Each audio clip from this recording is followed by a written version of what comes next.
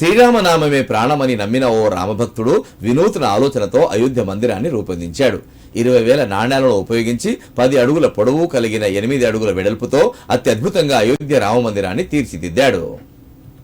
సిద్దిపేట జిల్లా గజ్వేల్ పట్టణానికి చెందిన శ్రీరామకోటి భక్త సమాజ వ్యవస్థాపక అధ్యక్షులు రామకోటి రామరాజు నాణ్యాలతో అద్భుతంగా అయోధ్య రామ మందిరాన్ని తీర్చిదిద్దాడు.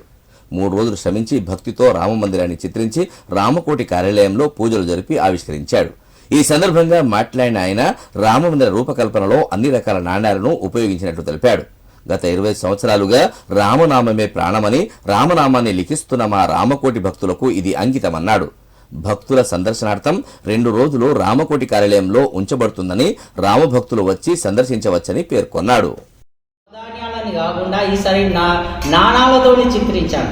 20,000 నాణాలు అనేది సేకరణ చేశాను. ఆ సేకరణకు చాలా సమయం పట్టేది. ఆ నాణాలు అనేది పాత నాణాలు కూడా ఇందులో ఉన్నాయి. మన కంటికి కనిపించినటువంటి నాణాలు 20 పైసలే కానివ్వండి, 10 పైసలే కానివ్వండి, 5 పైసలు, 25 చారానా ఇటువంటి నాణాలు ఉపయోగించి మరియు పాత 5 రూపాయల బిట్లతోటి ఒక వరుసలాగా తయారు చేసి 3 రోజులు శ్రమించి రామనామం ప్రాణంగా భావించి ఒక రామనామాన్ని స్మరించుకుంటూ ఒక 3 రోజులు శ్రమించి ఒక భవ్యమైన దివ్యమైనటువంటి ఒక రామ మందిరాన్ని ఈరోజు సాక్షాత్కరింపజేశాను. ఆ యొక్క మందిరం అనేది నిర్మించడానికి ఆ భగవంతుడు సంకల్పంగా భావిస్తున్నాను.